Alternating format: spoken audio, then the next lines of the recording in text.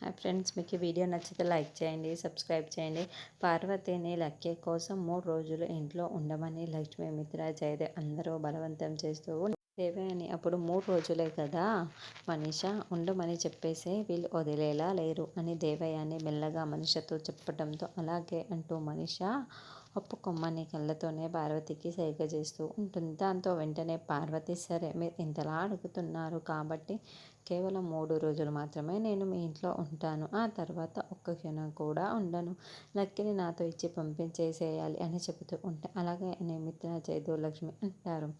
అమ్మ లక్ష్మి, ఇదిగో ఈ పార్వతికి గెస్ట్ రూమ్ చూయించు అని జయదేవ్ చెబుతాడు.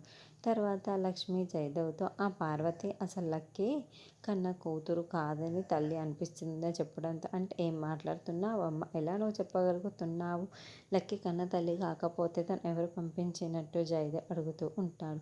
కనిపెడతాను, ఈ 3 రోజుల్లో కనిపెడతాను, ఎవరు పంపిస్తూ వచ్చింది అన్నీ కూడా నిజాలని నేను బయటికి రప్పిస్తాను అని లక్ష్మి కాన్ఫిడెన్స్గా చెబుతూ ఉంటుంది. ఒకవేళ నిజమైన కన్నతల్లి కాకపోతే లక్కీని పంపించే అవసరం కూడా మనకి రాదు, మిత్ర కూడా బాధపడు అని జయదేవ్ కూడా చాలా సంతోషపడుతూ అంటాడు. తర్వాత పార్వతి, మనీష, దేవయానితో అసలు ఆవిడ ఎవరండి, ఆ లక్ష్మి ఎవరు, ఆ పాపకి ఏమవుతుంది అన్ని ప్రశ్నలు వేసి అంత గడగడలాడిస్తూ ఉంటుంది. అంటే ఆ పాప నిజమైన తల్లి ఆ లక్ష్మియే అని మనీష చెబుతుంది.